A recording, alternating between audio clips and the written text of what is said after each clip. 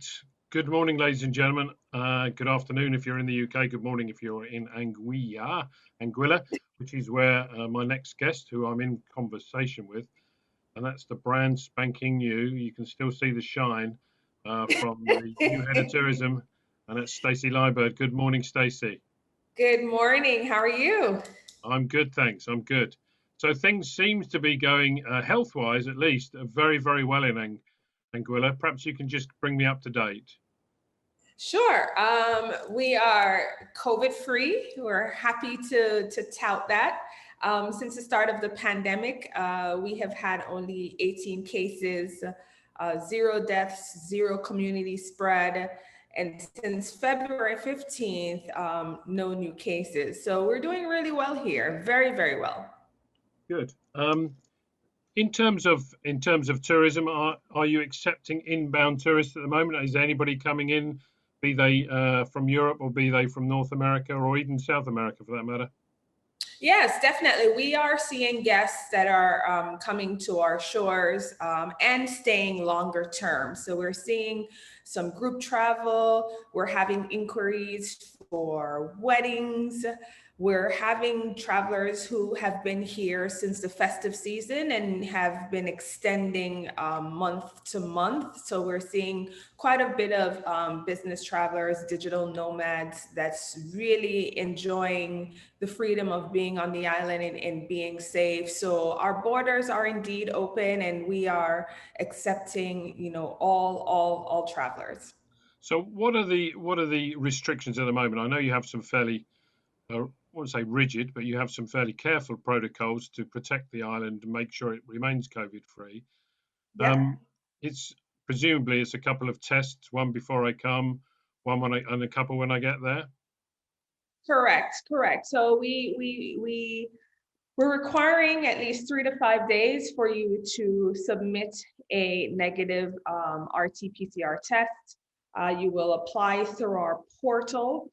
Upon arrival, you will receive another test, and within a few hours, 24 hours tops, upon you receiving that negative test, then what happens is you're free to move about in our bubble, which that is as normal you'll get to a vacation, in the sense that you're able to do certified activities, water sports, fishing, golfing.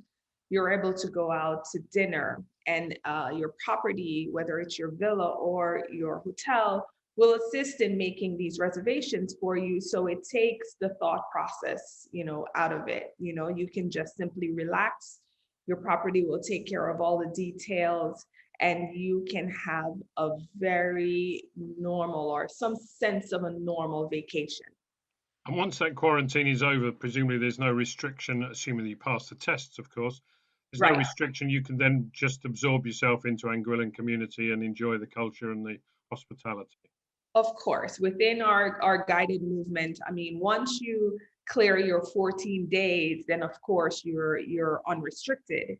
You can, go about your business once you've cleared then your third test after 14 days. But for those who are staying at a shorter period, our guided movement, our bubble concept works well. And what we're hearing is that the concept is really simple. It's easy. And really, outside of not being able to rent a car or jump on a bicycle or a moke and, go off on your own, you're still pretty much able to do, all the things that Anguilla is known for. Excellent. And just before we get off this health and protocol and COVID kick, the world of travel and tourism is obviously talking about vaccination, and the UK in particular and Israel have steamed ahead of the rest of the world and will probably be totally vaccinated before anybody else. A number Mhm. of Mediterranean islands have now said, right, if you've had 2 vaccinations, then you can come here almost unfettered. Do you or your government or your minister have had any thoughts on vaccination passports? Yes, and their validity within Anguilla? Well, of course, we're thinking about that. We're not quite there yet because what needs to happen on our end? We've started rolling out the vaccine February 5th. Right now, we're just about at the 30% mark in terms of those who have received the vaccine and registered to receive the vaccine. We want to see that number increase to at least about 75% of the population being vaccinated before we can relax the protocols and then open up our borders completely. I am sure that we will accept the vaccine, the passport where, if you arrive with already being fully vaccinated, then the protocols may not apply to you. But like I said, we're not quite there yet. We still want to see the numbers go up a bit. Okay, and just briefly, do you have an estimated date for those, when 70% of the Anguillans will be vaccinated? We're hoping for June. We're hoping for June that, we will hit that 70% mark by June. If not, then I am hopeful that by September, the very latest, that we will be way ahead of the numbers. Good, excellent. Now, Mhm. once I get through this, and we all get through this COVID, for Yeah. those who aren't familiar, what sort of experience would I have if I came on vacation to Anguilla? What's the uniqueness of Anguilla amongst the rest of the Caribbean nations? Sure. When we look at our guest profile, we see a lot of our guests that have been coming to Anguilla for 30, 20 years. And one of the reason or the main reason why they return to our shores is that they always say it's the people, right? We have some of the friendliest people on island, genuinely happy to receive guests and always willing to assist. There are guests who have formed relationships that they've had with Anguillians for, again, over 30 years that have become part of their family. So that is the one thing I believe that Anguilla, that separates Anguilla from other destinations, is that we have genuinely warm people. I mean, also, we are rich in culinary heritage. You can't have a bad meal in Anguilla, and you have a wide array of offerings that you can have, whether it's, fresh seafood, farm to table ingredients, even just going on our strip and picking, your barbecue ribs or your barbecue chicken. So we have a rich culinary offering here. So that's something that also sets Anguilla apart. The other thing is that we are a destination that, everyone can talk about their pristine beaches, right? We also have those. But what we love about here is that our beaches are never crowded, right? You never have to send your firstborn out to hold a chair at your resort, your lounge chair at the resort. You can rest assured that you're going to be able to relax. You're going to be able to have a worry-free vacation, and you're going to be able to enjoy all that Anguilla has to offer.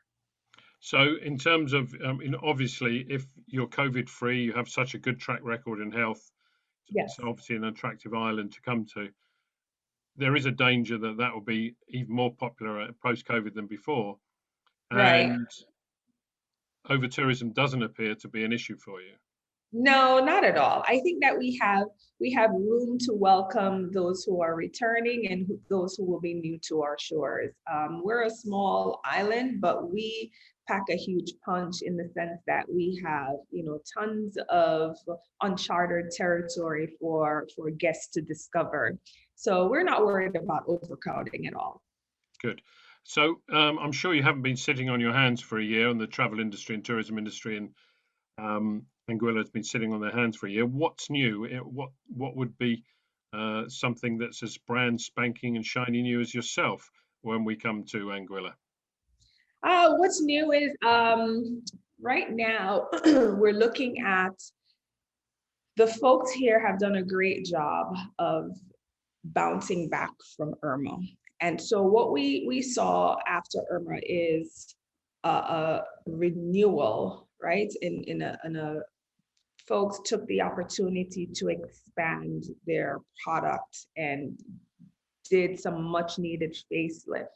So along with new culinary offerings, Cuisinart, as you know, has have new owners, and they are injecting some new fresh ideas into the property that will be rolled out about Q3, Q4, that guests will be able to look forward to, and the island on a whole will look forward to. We're looking at, you know, new airlift, right? Expanding our airlift. We're also looking at, you know, sustainability. How do we move forward in terms of ensuring that tourism is not our only main bread and butter, right? Having gone through COVID, where a lot of businesses took a huge hit because we're so reliant on tourism, we're looking at how do we tap into other industries such as farming, right? That is something that, you know, we're also looking at. So I think that there are exciting and new things to come. And I think that visitors to our shores are going to be really excited and not have to worry about the fact that Anguilla is going to lose its uniqueness. Though we are going to build on our product, we're not going to lose what is unique and special to Anguilla. Okay, with that in mind, you're a new broom. You have a new government Yeah. in mind. The minister is not exactly a new broom. He's had some experience before, but will you be Yes. putting out a slightly different message as far as, you know, brand Anguilla is concerned, bearing in mind what you've just said? Yeah, of course. We're going to the plans that we have is to continue, of course, to push the safety message, right? It is important to communicate that the safety of our visitors and residents remain top priority. We also understand that visitors want to experience some semblance of normalcy. So I would have already explained to you the bubble concept that we put in place. You know, for guests are able to enjoy, you know, Anguilla, but the other plan that we have in place is also to look at now for folks who don't know normally, I'm sorry, not normally, they no longer need to work in an official office environment. How do we tap into those who want to not only travel and enjoy Anguilla, but also to stay long term? So we're welcoming digital nomads, right? And so we have to look at how we market that and welcome those folks.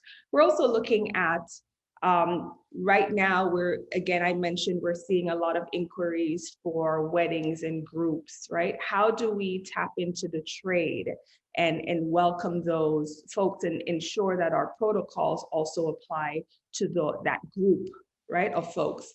We're also looking at the high net worth individuals who can afford to travel right now. And, you know, and how do we reach those folks and say, you know, hey, you know, Anguilla is safe. You can do business here. You can still continue your life, but do it from the safety of our shores. So we are hitting the ground running, you know, putting out all that Anguilla has to offer so that we can invite folks to our shores, a diverse amount of visitors to our shores. So it's not seeing just the luxury or the leisure travelers, but also the business travelers. Well, you've obviously got a very long to-do list. Yes, we do. And I wish you the very, very best of luck. I'll let you get off and start that. Tick the top one off the list when you get that done, which was obviously an interview with myself. Thank And you. I wish you the very best in the future. Maybe we can talk again in 3 or 4 months' time and see how you're getting on.